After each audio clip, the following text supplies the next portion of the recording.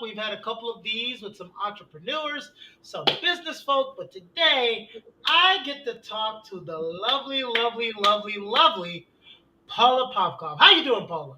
Hey guys, hey John, good to see you again. It's always good to see me, right?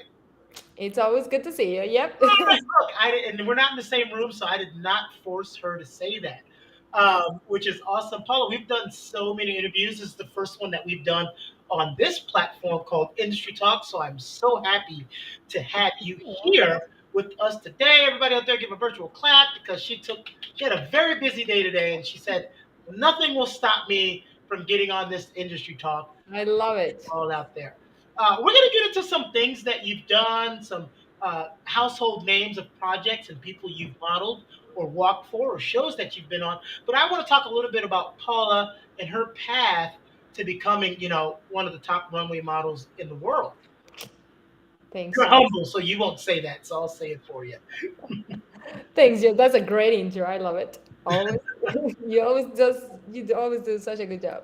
Yeah. Um, but I'm very excited to be here with you guys today. And yeah, I want to walk you through a little bit of what I have done in modeling, how I got it started, and I'm here today. So a little bit about me.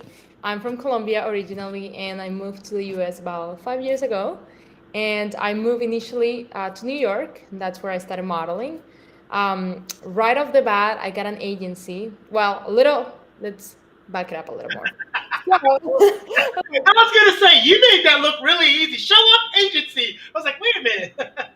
no, let's back it up a little more. So, when I first came to the US, I came on vacation, normal, and I found this mother agency, Tina, in John Casablancas in Connecticut, and she was the one that helped me go through the whole process in finding an agency in New York, or at the moment, New York was the best market for me, but it really depends on on each person. And she wanted me to place me in New York because like there is more runways for sure. It's just the capital of fashion, so it's a good market to be in. So we went through the whole process of taking photos, building my book. I had to build my book from scratch. I had photos. I did a little modeling back in Colombia, but it was not the same as in the US. So I had to build my portfolio from scratch, literally doing test shoots, doing it all from the beginning. So I did a lot of that, and when I finally had my book together, I went and did a lot of castings for agencies, and at the moment, no, like nobody picked me. So that was just a downtime for me. I was just like, maybe it's not for me. Maybe it's difficult to get an agency right off the bat. So I went back to Colombia, and then Tina invited me back to IMTA. I don't know if you guys have heard of that, but it's a really good convention for models, actors, all of it, singers too. And I went to this convention, and I actually won the most so after model after I went through the whole thing. It's actually a competition. You compete for swimwear, photo shoots, you do a lot of things. And I won the most so after model, meaning that a lot of agencies wanted me.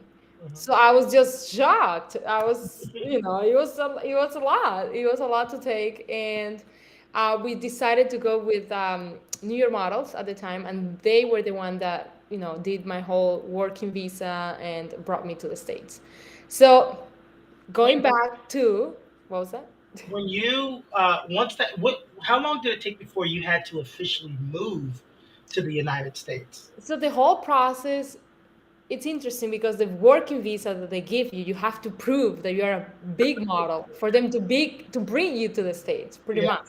So it took me a long time, I'll say about a year and a half. Hmm. And I was living in Colombia just waiting on this visa, pretty much, to Mm. move, to move. So it was a little bit of the waiting game. What, So, yeah. what was the first big fashion designer that you had to, or just the first big project that you had to do, and how did you feel when you first heard that you booked that project? One of a big campaign that I did right off when I started modeling was this Bobby Brown campaign for the cosmetics, and it was pretty. I don't know. The casting went really smooth, and the next thing I know, I'm booked for the campaign. So it Mhm. was really easy, and I was just like, I can't believe it. It just like that, I'm booked for it. It was pretty cool actually, and that was with one of my agencies in New York, and they were just like, "Hey Paula, you're booked for Bobby Brown tomorrow." I'm just like that. I'm just like, Isn't I it funny how they say it like it's no big deal, and you're like, wait, what? no, you're about to drop. You're like, excuse me, I need to sit down. Yeah, like yeah. So you went through that change of in the beginning, like and it's not rejection. We always try to tell people it's not that someone's rejecting you. Sometimes they might just like somebody else a little bit more, but it Yeah. feels like rejection. So you got to No, go you through that take it rejection. personal for sure. You absolutely take it personal, and you feel that pain. You feel like, oh, they don't like me. So Mhm. you take it personal, but at the end of the day, I've learned a lot that it's not you, it's what they're looking for. So Yeah, they might be looking for a blonde. I'm not blonde. So what am I gonna do, right? So things like that. Yeah. yeah. Paula. Contrary to belief, that gets me eliminated for so many projects because I'm not blonde, and I don't know how many times I've been looked over for not being blonde. Exactly. Like, you can't take it personal at the end of the day. You have to, I've learned that it's just what, the casting director is looking for. All right. FK says, I might have missed it, but how tall is Paula? You didn't miss it, FK. So we'll ask her now. Paula, how tall are you? So I'm 5'11". I'm tall and skinny. And what age did you reach 5'11"? Um, I might have been, I don't know, maybe it was like a late start for me, honestly. Okay. I was like finishing high school. It was like 11th grade. So it was like I was late to the game. But, I've heard a lot of things. The models start pretty young, like 14, 13 sometimes, even younger. But I started when I was like 18, 19. So it was like a late start for me. But yeah, The late start. It's not where you start, it's where you end up at that point, right? there we go. You're making it. I know you live in Los Angeles now. I do now, yeah. Um, talk about that. So you've gone from Colombia to New York to Los Angeles. Those are pretty big leaps. I know, right? So a little bit about that. So right before the pandemic, not related to the pandemic, not knowing the pandemic was coming, I moved to LA with my husband, Hmm. and it's a whole new market out here in LA. It's pretty commercial. It's a lot of outdoor activities, outdoor clients. Uh-huh. So it is a different market. And I was more used to the runways, more lookbooks, more photo shoots inside studios and stuff like that. So it took me a little bit to get used to the market and finding the right client for me. Hmm. So what I compared to New York, where I was doing a lot of runways and a lot of the lookbooks, now I do also runways, but a little more private, like a little, like smaller versions of the runway, but also like a lot of fittings. And if somebody doesn't know here what fittings are, is what happens before the collection launches. So you do a lot of I'm the fitting model Hmm. for a lot of the for a lot of the clients that go back to New York and present their show. So all of the runway pieces get fitted before it actually goes live. So stuff like that. So What are some of the bigger designers that you've done fittings for? some of them has been Versace, Max Mara, Rodarte. So all of them take the collection back to New York, but it's crazy. Nobody sees me on the fitting here doing it. Right, yeah, you're here. No, fitting it. That's funny that you list Versace as first because that's the title of this episode: from small towns to Mm. Versace gowns. I like the sound of that. Very. Was your accent heavier when you first came? Oh yeah. I was not able to even speak any English at all. I was very shy, Oh, and I could understand all of it because mhm. back in school that was my second language, what they teach you. Okay. But uh you don't have anybody to practice with. Mhm. So you Did that do. affect your confidence level in the beginning Yep. at Yep. all? That was a huge part of getting started in New York. I Mhm. would go to castings and I know what they were asking me, but I didn't have the confidence to really talk with anybody. So, it took me a little bit, 6 months or so to get used to the rhythm of New York, getting out there. And once you book the first job, everything just starts coming. So you definitely have to break the shield of booking the first job and knowing how the market works to really get used to things. If anyone watching, if you have questions for Paula, just go ahead and put them in the instant chat, the live chat, and we will go ahead and ask those questions. Now, I know me and you have talked about this a million times, and of course, we got a lot of people here that have never heard these type of stories. Let's talk about Project Runway for a second, then I'll leave you alone about it. Well, I know you were on a season and a half. The first season you were on, you came in for half a season, but they liked you so much they asked you back for a whole season. Let's talk about how you felt when you got the call to be on Project Runway. Well, these casting for Project Runway, they actually do it during New York Fashion Week. So Mhm. you almost go to a casting as if you were doing it for any other designer. So you don't really know that it's for Project Runway. And they don't even call it Project Runway. It's just like a casting that you go to. So they try to keep it very low key so nobody gets like, super excited about it, I think. I don't know. And when you go to this casting, they measure you all, like every part of your body, like your wrist, because they're looking for models that fit their clothes that the designers are making. So they, my neck, like literally everything, John, like Mhm. my head, all of it. It was so weird. I was just like, what is this casting for? It's so random. Measuring in my ears, my All hair. of it. And I was What's like, going on? it's going on, exactly. So, like the length of your arms, all of it. So you are like, what's going on? Anyways, after the casting, you wait for like 2 weeks, and then my agency just kind of like told me, hey, you are like on hold for Project Runway, and I was just like, wait, that was the casting I went for? I wasn't even sure. Like it was so weird. And of course, the agencies usually let you know, but I don't think they even tell the agencies what's for. They just try to keep it really low key, and it's cool. It's like it's building up the energy, and after that, you go to the set, and it's usually pretty long days, about 12 hours a day, and sometimes you're standing just waiting there, and In those heels all day, yeah, ladies. all day. All of you from class, and I tell you, when you're standing up for 5 minutes and you start complaining that your feet hurt, and I'm like, you Mhm. gotta get through it. Because Oh yeah, I no, was telling you, she spent some 12-hour days in heels. that was the toughest part. At first I was just like, whew, getting used to it, and just you're standing there while, and you cannot move because sometimes they break and they got to start over where they left off, so you Mhm. got to stay right where you left. So you're like, was it here? So it's definitely different than the usual like kind of runway that you will do, Mhm. but it's fun. You have a lot of fun, and you build up like a fun community with the models that you work with and stuff like that. So What it's season was that you did half season? Because I always get all the seasons mixed up. It was either 16 or 17, something. so yeah, it was the finale show that I did for season 16, and then the whole season of the 17 that I Right. was on. That's Yeah. when they asked you to come back. I'm gonna show a clip. Oh, I it's good. let's show a clip and see. Cool. Yeah. All right. My girl, My my girl. girl.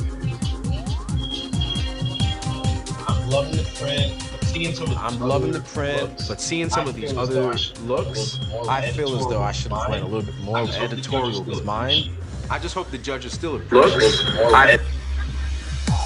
I love it. I just love your I love your look too. You have so many. If anyone goes to your Instagram or to your Facebook, you have so many different looks where it actually looks like you change ethnicities.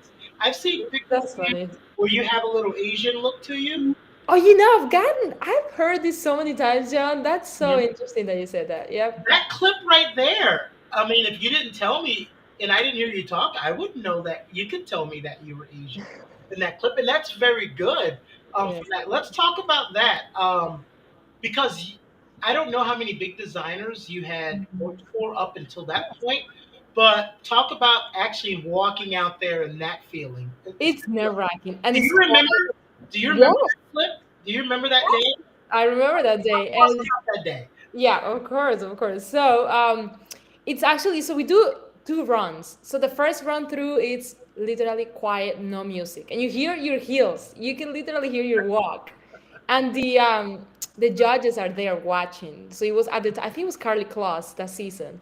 Mhm. She was so nice. Anyways, but Kristen Siriano was there too, and you can hear your walk, literally your heels going on, and you're just like everybody's watching you at the time. So you're like, your heartbeat is crazy. And yeah, so I remember, and the designer was super nervous that time too. So Mhm. you are not only carrying your walk, that you have to do it well, but you're also, the designer is right there watching you too. So he's hoping that you do well too, that everything looks good. And, ultimately his design looks awesome for the judges.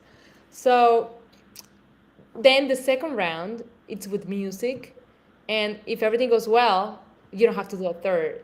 But if not, you might do another round with the music and all of that. So Well, for those who don't know, the unique thing about Project Runway, it's not just about you. The show is actually about designers, yeah, and then they paired them up with runway models like you. So, how are you feeling during that process, not knowing which designer was going to pick you? And then once the one picked you, how did you feel?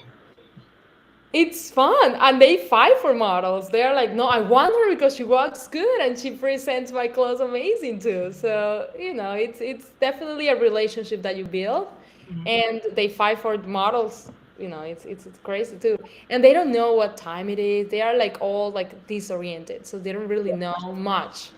So you cannot really, yeah. They like as isolated. They isolate them in a room, so they don't really know much what's going on outside.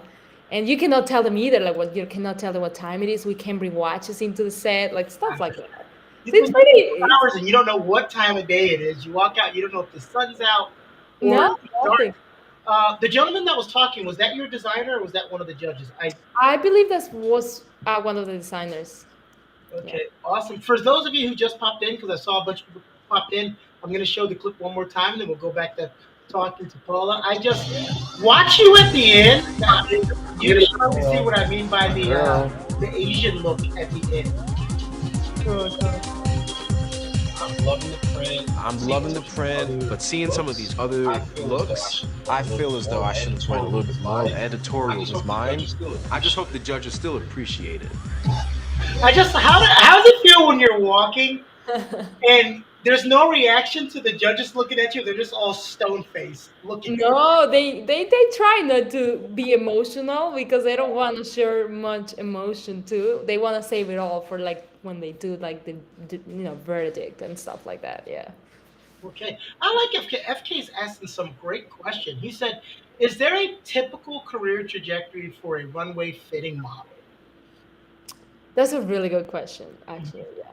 It's there is not like a path you follow, really, that you do this first and then you become this, fitting slash runway model. It's more of trying things out almost. Mhm. Like, if you really like, I love the runway personally, and I really, I love walking the runway. But what if you were not getting that many jobs in run? What if I was not getting that many jobs in run as as a runway model?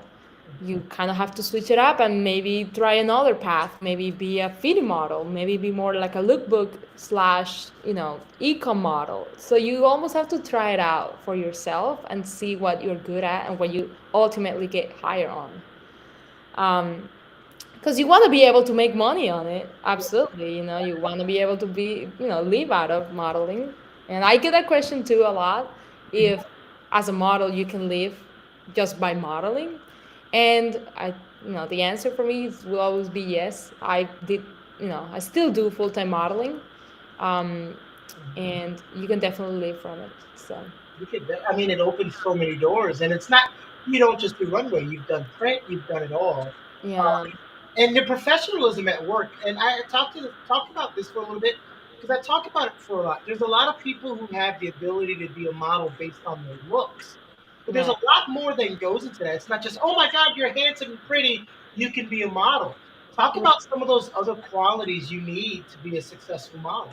For sure, for sure. I mean, not only, as a, like your physical look, but also being on time always, being professional at the job.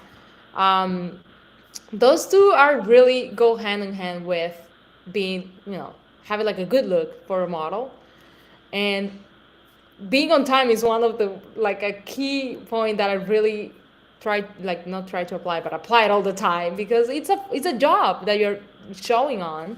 So you have to be on time, be professional, and always have like a clean look, like your nails be clean, like just an overall, like it's a job that you're doing after all.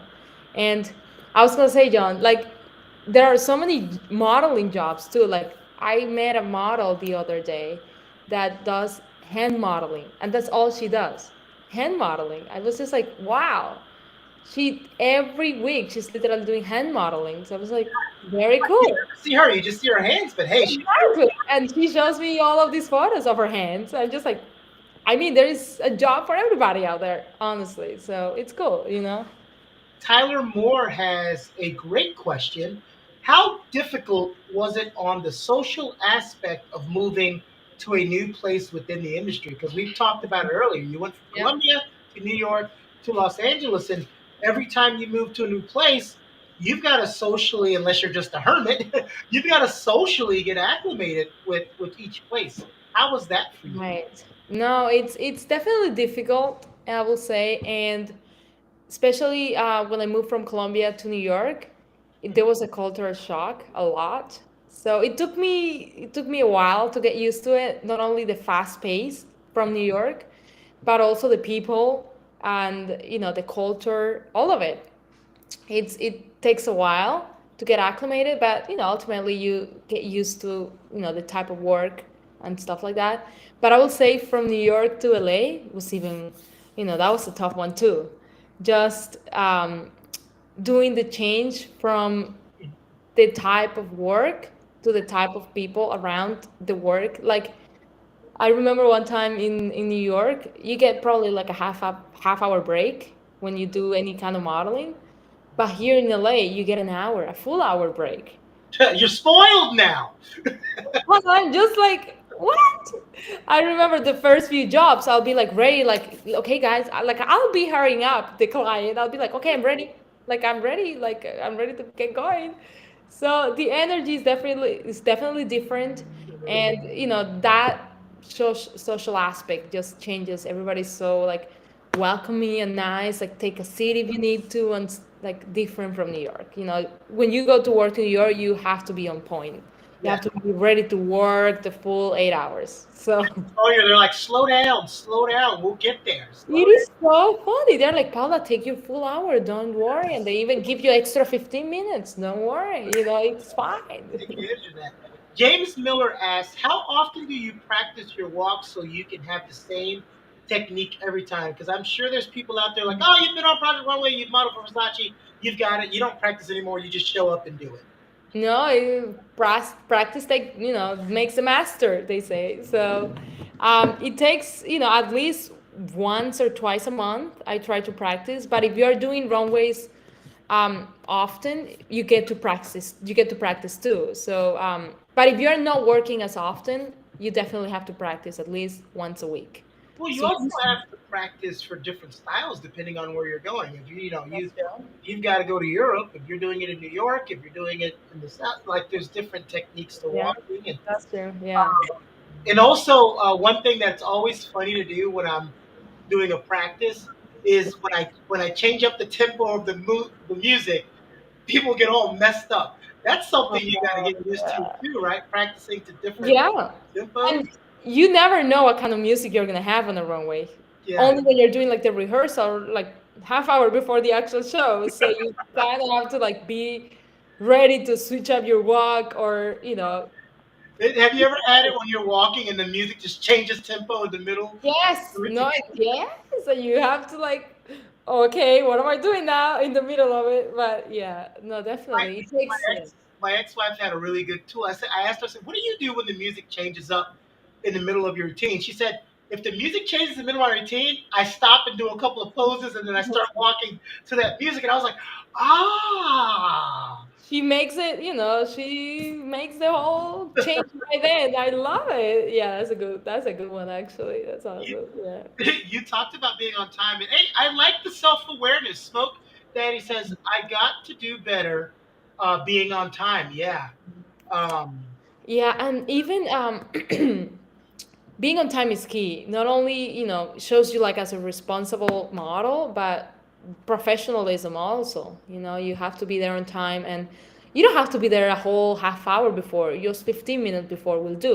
Just making sure if you're driving to park and just be there 15 minutes before. You're riding the elevator, just be there 15 minutes before, ready. High heels on, like ready kind of thing. No, like I'd always say you got to know yourself, right? You know how much time you need. I'm always super early because I get tired of going to places and the GPS takes me to the place, but the place is like really 5 minutes away. And now I'm exactly. like, Oh, now I'm gonna be late. So it's kind of yeah, that feeling is not good. You're like, oh, if it's the first time too working for the client or something, you don't want to be late. You want to be on time. yes. So, FK says, what stage or maybe quartile is Paula in, or and where does she see herself going? Okay, yeah. so Paula, I mean, you've that's a good question because you've done some big things from some big designers, but I like your attitude of, okay, I haven't made it yet. I still got a lot to go. Uh, Yeah, that's a great question. And even I was working last week and I was talking with the designer and she was asking me how was my year overall as a model too. And I told her, it's crazy. I thought I was slowing down, but this 2022 was my best year ever mhm. as a model. And I just realized, looking back, I went 2 times to Italy, like to work and work with the same, with this designer, which is Giorgio Armani. Mhm. And just going there, uh, out of just literally my first time, and he hired me the first time too. So it was pretty amazing. And I thought, well, maybe things are slowing down a little bit after COVID or something. But this year was the best for my career in general. So it's good, and it shows me that there's still work for me out there. You know why I'm laughing, right? You I don't know why I'm laughing, do you? no, I'm not. The Armani one, because you remember we were supposed to have a phone conversation. You were going to call me, and then you text me, John, I can't do the thing we were going to talk about. Oh yeah, I've got to go to Georgia Armani, and I gave you a hard time. I was like, really? You're going to pass me up to go do something for Armani? remember that? It's Yeah, you're like apologizing to me. I'm like, get out of here. Go do your thing. What are you apologizing to me for? that was so busy. It was such a busy time too. Like I'm just like, I need to focus on this. So it was nice, and I see myself definitely working here in LA a lot, and possibly going back to Europe. For me, it went really well in Europe, and I have an agency in New York too that is always booking me out there. So I'm between New York and LA and possibly Milan. So let's see where Right? things go Awesome. from there. You always know I got to give you a hard time. Hey, if you're gonna change plans on me, it better be something big, and it was. So Mm. so that was okay. Tasme says, do you have any other passions outside of modeling you are wanting or thinking about pursuing in entertainment or otherwise? So what is there about Paula? We've learned a lot On about. the other side of Paula, nice. That's a good question. Yeah, I get this question a lot actually. And right when I moved from New York to LA, there was like a downtime with COVID and all of that, and I actually enrolled. I wanted to do this so bad in New York, but New York was so busy for me. I literally had a job like with modeling 9 to 5 every day. I was working for an e-commerce brand, Moda Operandi, back in New York, and it was like a full-time job. 9 to 5, I'll go every day as a e-commerce, like as their house model for e-commerce. So I had no time at all. So I really wanted to enroll in university at the time, but I had to let it go for a little bit until I found the time to do it. And that downtime during COVID, I was able to enroll in university. I graduated, and I'm on the side. I do marketing for a company called All World, and that's what I do on the side. So it's kind of my passion. Yeah, I I'm like waiting. that. I'm waiting to start seeing you in commercials. That's what I'm waiting on. That's gonna be so much That fun. one's coming slowly. That one's getting there, but sometime. You Not already know when you do your first big commercial, already expect a text with a whole line of critiques from me. That's gonna be no. I don't Well, know. I won't do that because you might find a video of me somewhere on social media of me doing a runway walk, and then you'll send me a whole list of critiques. Okay, I gotta look for that one for No, no, no, sure. no, look, and no one send it to her. Or else. Tequila, I know you're watching. Don't send Paula any of my runway walk videos. All right. Tyler Moore says, how important is it? How important has it been to you living in the same city you're getting casting? Is it crucial for you to be local? You know what? That's a good question because for a model, it's a lot different than an actor. You know. Yep. So from the modeling side, talk about that a little bit. It's definitely it's good to be local if you want to, have like a good client that hires you all the time.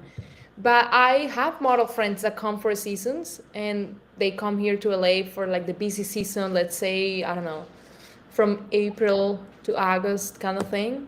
And they still work a lot. So there is definitely a busy time for each city. I know New York might be beginning of the year and also like September. So if you want to come, like go for seasons to a city, you definitely have to be local there for at least 6 months. Like when I went to Milan, I was there for almost 3 months, and You I always, remember. Yeah. yeah, it always takes time to build, like, you're going to the castings and they get to know you, and then they see you working for another person. They're like, oh, she's here, so let's book her. And it always takes like a good 3 months or 3 to 6 months to like get like some clients. And the next season when you come back, they know you already, so they're like, oh, she's back. Okay, let's. And major cities like New York, different cities in Europe and stuff like that, they know like models come for seasons too, so they are open for that too. It's So funny. I think now that you've been here, you've done less modeling work in South America than you probably should be doing. exactly, I'm just like, wow. That is So, kind of funny. James Miller says, with modeling and acting, which one takes more preparation, or I say is more intense? You know what? You're going to pit me and Paula against each other, but mhm. basically, I think Paula's going to say the same thing I am. It really just depends on who you are, Yep. which one's more intense. Personally, Hmm. to me, it takes a lot more to do acting. Hmm. You will say I'm not shy, but I'm shy with that camera. With the video camera, I am. I don't know why. Like the photo, like the photography, I'm good, but the videography, I'm like, no, I need my time. So Well, for me, it that's, definitely takes more time mhm. and preparation to do the acting. Well, that's that switch off, right? You're such a great model, and then it's the verse for me. I'm fine with the acting, but when I have to actually go do some modeling stuff, that's the thing that's intense for me. Even though I coach it, when it's time for me to do it, I'm like, oh. It's funny, yeah. I know that you do so well in coaching. Smoke Daddy says send them. Send what? No, Smoke Daddy, we're not sending my videos. This is Paula's. You want to watch her clips in Project Runway and some of the other things she's doing. By the way, some of you who just joined, we're not taking a break, but I want to show the video that everyone saw that was in the waiting when we were getting ready to start. So let's show that really quick. It's only about 50 seconds, and we'll get back to talking to Paula. All right, let's see it.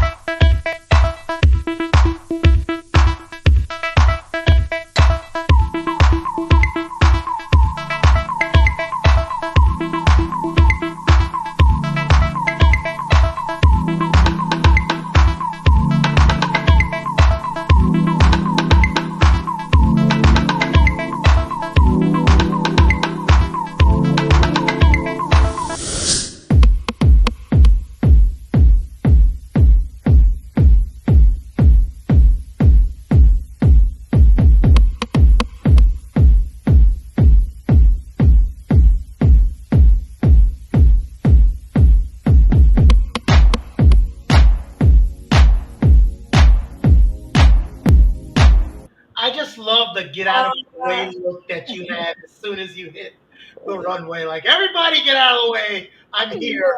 That's awesome. That's a good video though. I have to update. I have a few other ones that I want to put in there. Yeah, yeah. Oh, don't worry. We're gonna get the updates. You know what? I really like you in flowy outfits. I never thought about that until I saw that video. I've seen you, of course, walk before, but you really work those flowing outfits. And the one thing that I want you to talk about when I saw that, one of the things that I saw that I Yeah. see a lot of ladies messing up with, especially starting out, is not understanding what type of undergarments to have with certain Mhm. outfits.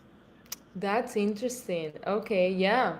Mhm. Um, so one thing they always ask you to bring, or either, of course, you always have to bring it, but have it ready. It's to have like the nude underwear for Mhm. sure, and options to have like a strapless bra for women. Always to have like the strapless bra, because you never want to be seen like the line from the bra and stuff like that. But sometimes they do have it for you at the show because they want to make sure that nothing is showing, so they hand it to you, like they give it to you. But it's good to like have always like the black, white, and the nude options with you everywhere you go. Same with the heels. Yeah. Heels, I have a problem. I'm very tall. I'm 5'11", but my shoe size is 7.5. I have, yeah, it's a tough. I thought you wore 13s. No, I'm like 7.5, and most of the shoes they always have are 9. Mhm. So I always bring my shoes just in case. But I do have some trouble with, I always have to stuff my shoes and, I bring socks, extra socks, because that's the only way the stuffing works on the heels, like a stilettos and stuff like that. You're the one who always got talked to me about model bags because I knew the basic things to have Yeah. a model bag, and I feel like your model bag is like from Harry Potter because the amount of things that you tell me is in your little model bag. I'm like, how is all of that in there? That's not what you put. Exactly. That's what I am curious to. But no, definitely having those key things like water, snacks. You never know, like, get things get delayed, you start late, you don't want to be passing out like in the middle of the line and stuff like that. Right. See, But everybody, that's a myth. Paula eats. a She, lot. oh yeah, You wouldn't believe it, a lot. she can. I've heard you can eat. I've heard you can throw down on some food, so that's pretty amazing. But So, you have definitely, you definitely have to eat and be ready. yeah, it's not the '80s anymore where they just give you a cube of cheese for the day and say let's keep going, right? Oh no. Oh no. Smoke Guy says I'm more comfortable with acting than modeling, and that's okay. Smoke Guy, we always say it's so good to be well rounded because there's so many models who never planned on being on TV. And there's so many actors who never planned on, but what are you going to do when you're a big time actor? And they're like, you got to go do this GQ shoot. You got to go do this. You got to go do that. You don't want that to be your first time being comfortable in it. So it's so good to be Exactly. well rounded. Taz has a question for you. Have you ever had a client give you a harsh critique or say something shocking that really stings personally, but you try not to show it? If so, how do you handle it? Wow. Because Wow, wow, wow. That's a really good question. everybody doesn't critique the same, right? No, no, no, no. And that's such a good question though, because you definitely have the two sides where there's you know, one client that just tells you right then, oh, you're so thin, but they kind of laugh about it, and you're like, okay, but how do I take this? You're like, are you telling me that I don't fit your clothes, or I don't work, or what's going on? You have to balance, like, really filter that emotion to what extent you want to react, but you can't react that strongly Yeah. unless it's very personal, right? But and on the other side, you have the ones that are really going to you. Like I had this one shoot where this photographer, she was being very strong with me, and all she kept telling me is like, "Oh, you gotta stop your Latin body," and I'm just like that has nothing to do with what we're doing here. So I told her I was from Colombia, but I've been living in whatever for a long time in the U.S.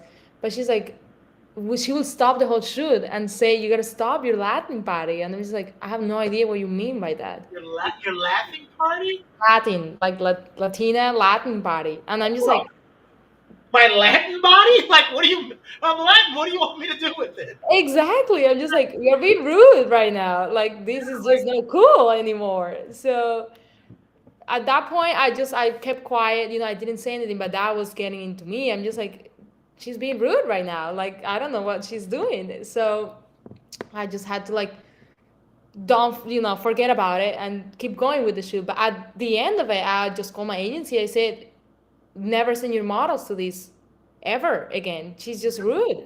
She's just like not cool.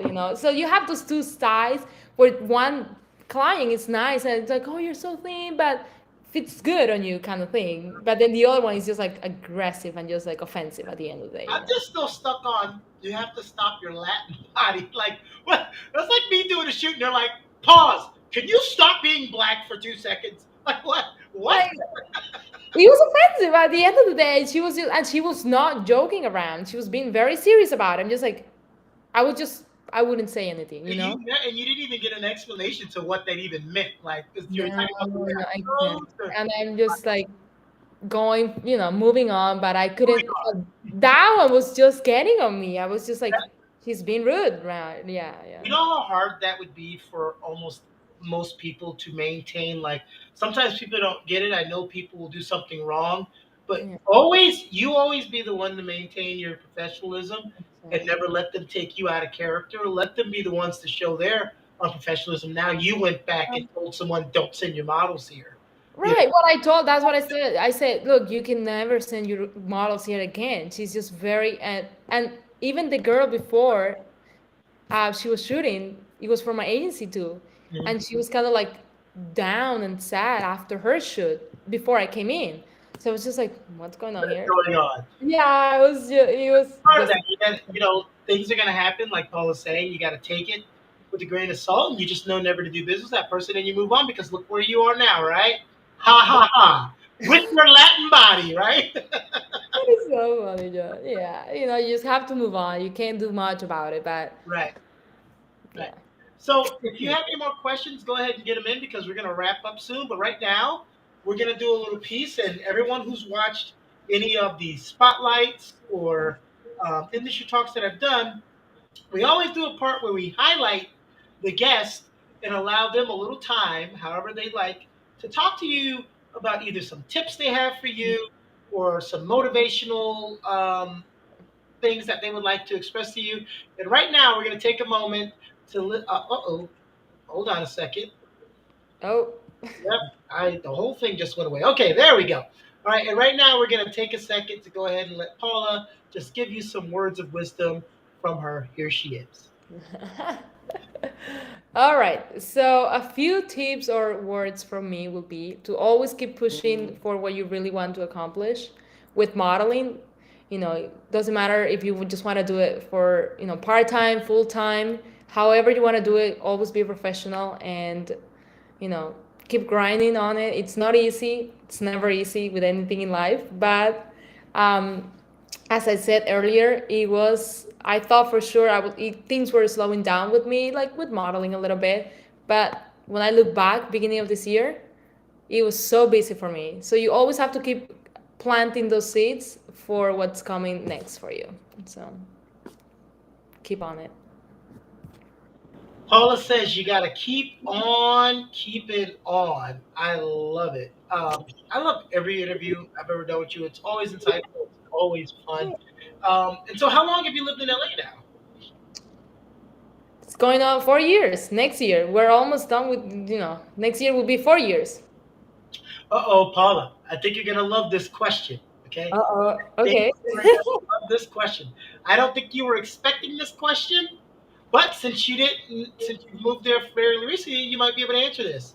If Paula were to go to Colombia just to dine, eat for a week, where would she go? That also is going to help anybody listening who's planning on going to This Colombia. is awesome. Jay is asking for a friend. She said, I love it. This is awesome. Okay. Recommendations for sure, for sure, for sure. Okay, you have to go to Cartagena. Okay, Cartagena. That's like a beach town. You will absolutely love it. I don't know exact restaurants there, but Cartagena for sure. Barranquilla, which is my hometown, I'll definitely welcome everybody there.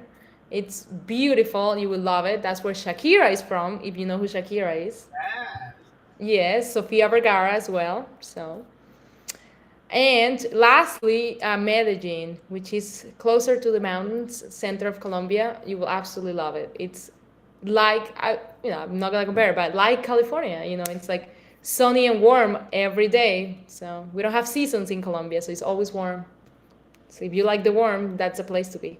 hey, listen, that's like me being from Miami. Winter, we call it winter, but is it really winter? Is it Mm, really winter? No, it's not. Right. It's a few, yeah. It gets cooler here in California too, and everybody wears their jackets. Yeah. But it's What's been your favorite? I know you live in LA. What's been your favorite part about living in California? And so we don't run out of time, I'm going to pause my question because I want to ask a question that was asked in the chat okay. from Tasmay. During your time as a model, what are some changes to the industry you have noticed that may encourage others to get into the industry? Oh, yeah, because you've been in it for a little minute now, so you've seen some Yes. solutions and changes. Absolutely. So a few changes I've seen for good are the inclusivity in the shows. I did one show for Delta the other day, and they had so many like different type of models, which I absolutely loved. Like, there were models with disabilities, models, from every size, type, body, all of it, which is pretty amazing. I thought that was very inclusive. So things like that, and it's like Delta Airlines, which is a big company too. So I'm just like, they're bringing it on, so everybody should follow. So that's something that I've seen change throughout the years. Really good. Same in Europe. I've seen that a lot. These two times I've been there. I know one thing my ex-wife always talked about. She loved the evolution of nutrition. How, like when she started, you basically starved yourselves, and now knowing how to eat and exercise and regulate and do all of that, she's like it got so much healthier Mm. for her. Tyler Moore says, "Is there any major advice you would give to someone who is wanting to model full time in high fashion or as a runway model? Because that's something you did for, or well, you're doing now, but something I that think part of that has to do a lot with the agency you're with. As an example, I'll say this: when I first moved to LA, I was with an agency that was sending me a lot to more commercial show, like more commercial castings, a lot of acting, and it was not my strong side. So I was not booking anything for almost a year. I was not doing much. So I switched agencies, and this agency really found me those clients that are more like my body type, that are looking for tall, models that are not very common here in LA.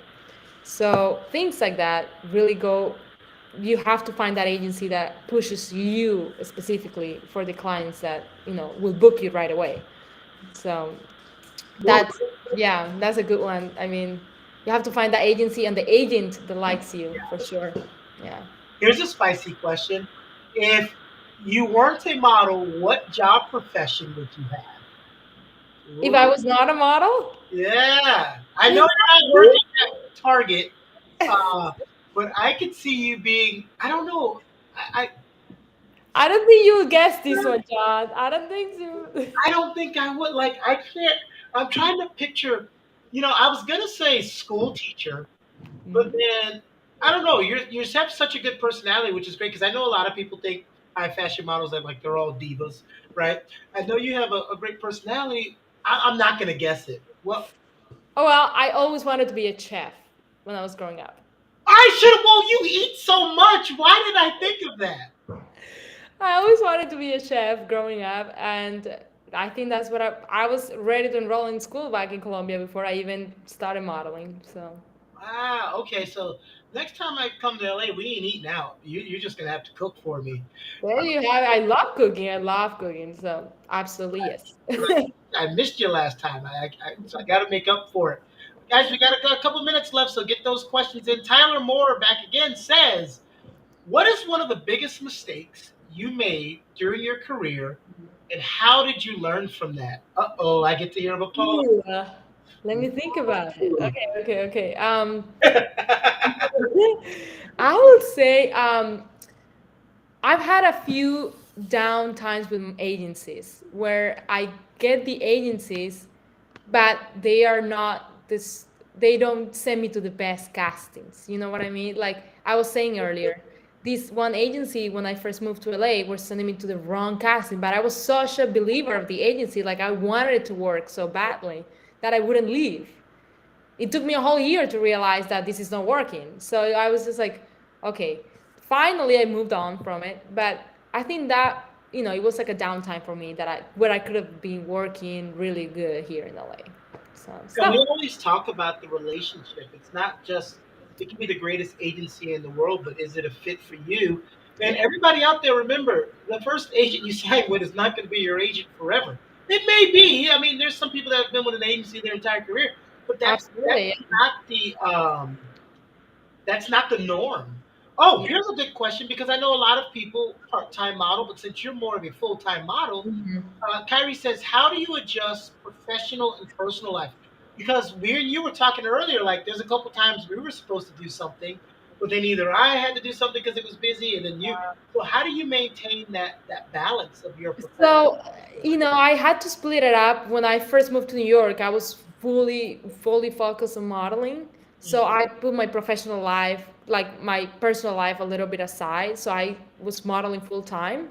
Mhm. But then when I moved to LA, it was such a different vibe. Here in LA, everything shuts down during the weekend. So you definitely have that personal life. And every the culture is just like you don't work during the weekend. So it definitely also depends where you are, but balancing that time too. Like when I was studying here in LA and I also had to work as a model, I was still modeling full time. I had to decide like what I'm, like how do I divide and conquer? Like I wanted to do both and graduate and start working as a marketing director, or, in the marketing field, which I love. So I had to divide and conquer too. Like even going to Milan, I was also working as a marketing for a company, but I was doing it online and going to castings during the day and taking classes at 2 a.m. because it was 6 p.m. here in LA. So you definitely have to divide and make sure you put first what you want to accomplish. So I didn't start studying right away when I moved to New York, but I postponed it. And when I started, I was like, I have to finish now. Like take some time, but you definitely have to learn to divide and put the priorities, in front of you. Yeah. And that's another one of those things that knowing yourself too, because I know some people that love that grind 7 days a week. They need to be out there Absolutely. Yeah. wire to wire, and I am not. I used to be that person. I am not that person anymore. And I do know, like the LA culture, they will work it from Monday to Friday, and then after Friday, it's like, all right, everybody, get out of here. Yeah, it's true. Everybody's like, it's true, and it's good because I've seen that. I saw when I moved from New York. I was like, okay, there is a life behind the work, which I absolutely love. It's a good culture to like implement life versus work. Yeah. All right, Tasme says, has there been times that you had to turn down jobs because your gut said this is not for you, outside of already being booked? And how important is it to choose wisely? Because I know, in the industry, we try to say once you book it, get through it, and just know not Right. to work with that person again. But have you ever had to turn down a job before you were booked after a certain point? Like, Yeah. Actually, there was one time, and it kind of hurt because there was this one hair campaign that they wanted to dye my hair, but it would change my whole book.